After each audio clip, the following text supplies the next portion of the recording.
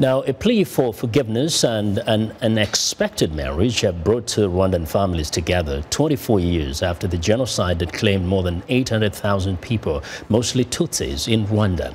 VOA reporter Edward Rwema recently visited Rwanda and has the story of how the son of a confessed killer married the daughter of a family who lost relatives at the hands of the father.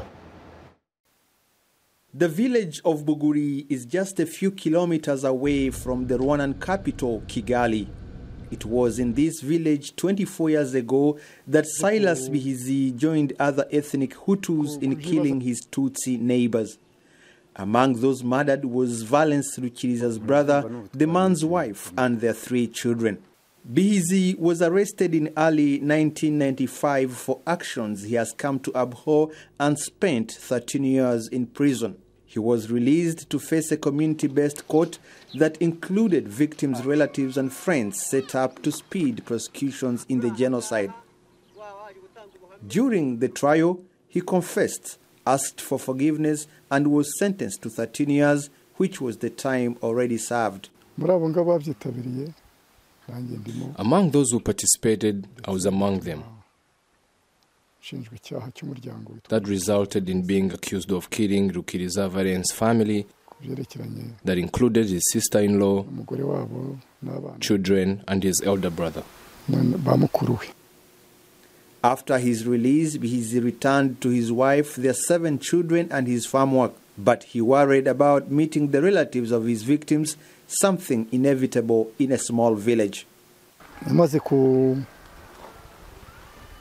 After my release, I decided that confessing to a crime during trial wasn't enough. Then I decided to go to the home of those that had endured a lot because of my crimes and ask for their forgiveness. I apologized because I wanted to free my soul. Rukiriza, whose brother Bihizi had killed, was the key witness against Bihizi.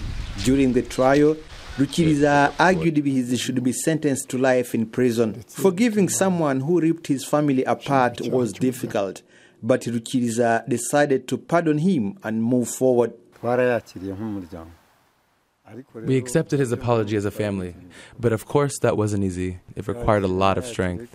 At first I hesitated, and my neighbors can attest to that. I felt I could not do it, but thanks to God, I had to accept the apology. Our government encourages us to promote unity and reconciliation and to coexist peacefully. A big step came in 2009, 2 years after his release. His son, Stanislas Nyomungeri, approached him with plans to wed Hyacinthe Murayire, Rukiriza's daughter. When he told me that, it felt like he had opened an old wound. Well, I had asked for forgiveness for the crimes I committed, but I couldn't imagine having to face Rukiriza again to tell him that my son wanted to marry their daughter. Murayire's father initially resisted too, but the young couple were deeply in love. My fiancé used to tell his friends that if I don't marry that girl, I would commit suicide. He repeated those same threats to my family when we visited them. Then my father asked why he should go through that. It is then that I made a decision. Instead of losing him, I would rather stay away from my family if they opposed our marriage. Rukiriza said he relented and blessed his daughter's marriage because he wanted to support reconciliation. Hating reconciliation is adding a heavy burden on yourself. It leads to a lot of stress.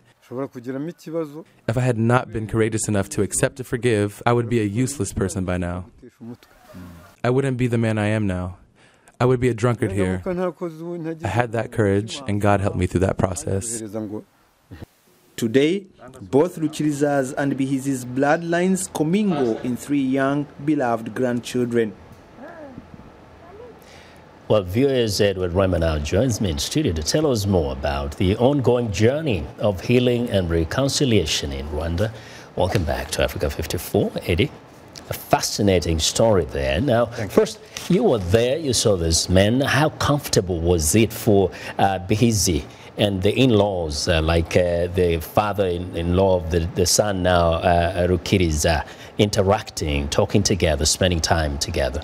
Surprisingly, it was me that was so nervous than the two of them. Yeah. They were friendly. Yeah. They seemed to like each other. Yeah. These are people who had lived together as neighbors for so many years.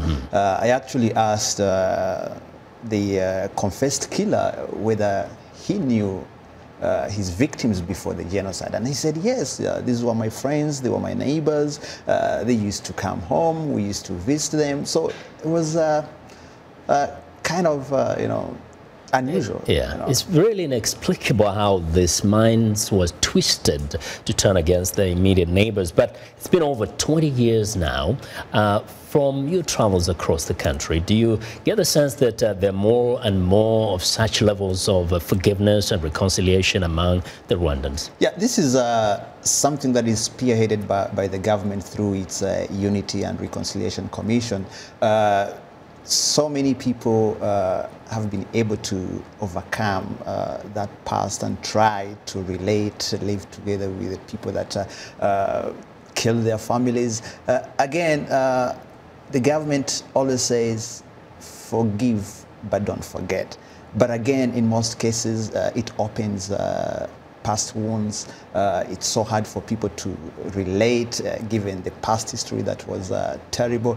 But when you talk to government officials, they say that it's a process and it's heading towards a positive direction. It's really a process. Perhaps as new generation comes up, we have now kids who are born after the genocide who are over 20 years old. Is that perhaps changing things a little bit? So yeah, that, it is changing, and most of these kids, because for them they say, we never took part in this, so why should we be held hostage of the past? Let's not forget, but again, strive to build a better Rwanda, a better tomorrow. Very quickly, politically, does it have any serious, feasible implications? Well, I don't see, but again, as you know, the other groups that still believe that there was double genocide in Rwanda. There are those who don't believe that only Tutsis died. They claim that there are so many other Hutus that died. So it's a political issue that is still controversial. But again, without stating that the genocide against the Tutsis happened, it was recognized by the United Nations, and it is what it is. It's a long journey for sure, so it's going to take time. We do appreciate very much your coming on to share this story with us. Thank you so much. Your perspectives. Well, that's a VOA Central Africa reporter, Edward Rwema.